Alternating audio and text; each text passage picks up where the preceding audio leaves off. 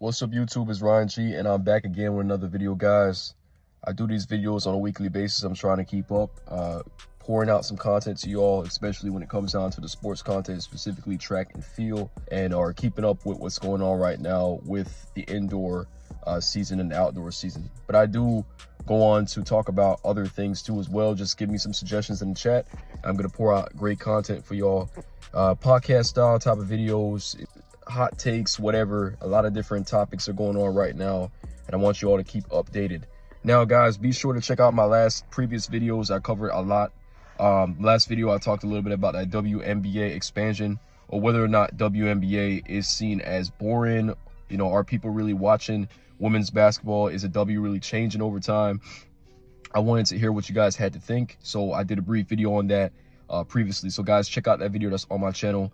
Before that, I did a video on basically the recent, indoor meets in the pro circuit, specifically with Kashane Thompson, Noah Lyles. I covered a few women as well who ran the 60, such as Julian Alfred, and how she did her performance, and really just, calculating that probability of them being able to win a championship. Who's going to win the World Indoor Championship in a few weeks or so. Before you know it, it's going to be around that time, and then going into the outdoor season. So I did a lot of analysis on that. I did a lot of different comparisons. I talked a lot about the rankings and things like that as posted by the World Athletics website. Very credible site. So I want you guys to really take your time out and check out these rankings and really figure out exactly what's going on right now in the track and field world, so that when it comes down to that world championship time or trials for each country, you know which person that is going to be like the highly favorite, right?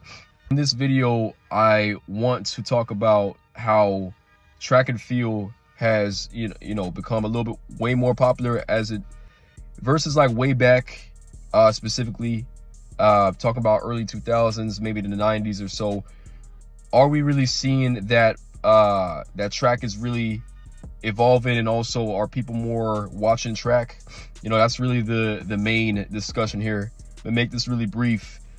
So we saw, like, back in the boat era, that track started to become very popular, especially with what Usain had brought to track. That just his charisma, his personality, his flair, who he is as a person, right? He bring that we would say spice to the track and field. It's not just his ability to be able to start and finish races, but just his character as well on a track, right? He's kind of like the face of track. When you think of track and field, you think of GOATs, and you think about legends and guys who have really revolutionized the sport. We can say that Usain Bolt definitely played a huge impact, right? And we saw that the viewing, as far as like the people watching track, had increased over time because of like what Usain Bolt was doing during those early 2000s. We're talking about, I want to say early 2000s. When we say early 2000s, we're talking about that 07, 08, and so on through the 2010s. We saw how much people started to really tune into track, and started to really see that track is a very popular sport, just like how you have football and have basketball and the markets with the NBA and the NFL. Track, the Diamond League, other different types of circuits can be just as popular as well. Then fast forward, after Usain Bolt retired, we're seeing that people are actually broadcasting track more often now, even down to the high school level. Schools such as Bullis School in DMV area, Virginia, and we see a lot of the top ranking schools, Mount Verde, maybe IMG Academy, schools that is known for their sports programs. And then we see these students are out here, these high schoolers are out there, and the New Balance Nationals is becoming more exposed, right? Again, these meets and these competitions have been going on for a long time, but we're seeing that it's finally becoming more popular and people are actually watching it more. And we're seeing that it's being posted more frequently on social media anytime these meets are happening, especially ranking those top high school prospects going into college and so on. So with that being said, especially when it comes down to like special high schools like Calabar High School in Jamaica, they're making a huge impact, a huge statement right now. Even when we're looking at the recruiting, right, a lot of these high schoolers are getting that exposure from ahead of time. So what does this mean for track? Track is you know, becoming that mainstream sport, right? Again, when we are in the United States, we always talk about the fact that, you know, it's all about basketball, it's all about American football.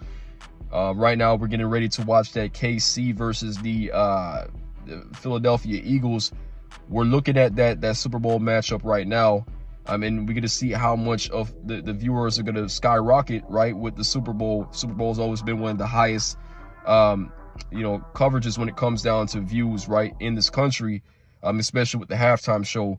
But again, going into other sports like track and field, we're seeing that track is getting to that level. That matchup between Kashane and Noah Lyles in the Olympics proved that as well. Paris was insane with the amount of people that was tuned in to watch those types of races, right? Because of all that hype leading up to the official race.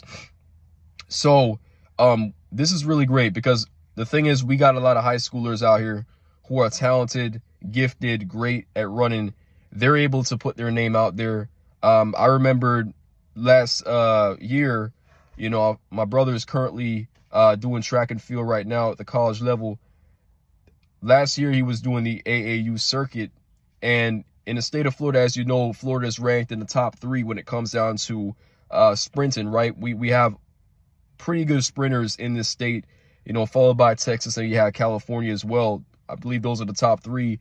That is subject to change. So, you know, every time when it comes down to ranking, guys, be sure to really keep up with that, because these rankings may change over time. But based on what I checked, the top 3 states are California, Texas, and Florida.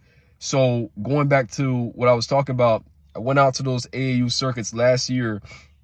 My brother, you know, competes in 100 and 200 meters, sometimes 400 meters. Sometimes he focused on that, but he's more of a short distance runner. Picked up the 60 meters for the indoor season. I never seen that much people in my life when it comes down to track and field meets. You know, I was out in Orlando, I was out in Miami, different cities throughout the state, and parents, coaches, different clubs, different cities were represented. This is a recruiting factory right now. AAU is recruiting. AAU is producing top talent. It kind of reminds me of, in Jamaica, we have something known as Champs, right? Champs is a highly competitive, you know, meet where some of the best high schools in Jamaica go at it when it comes down to sprinting, distance races, whatever, right? This is where you can find Jamaica's up-and-coming talent, right, when it comes down to sprinting. But guys, let me know what you all think in the video. You know, track and field, is it becoming more popular? Is it viewers, you know, is it increasing with the amount of people that are really entertained by this particular sport? Let me know. You know, I'm all about this, going back and forth. See you all in the next video.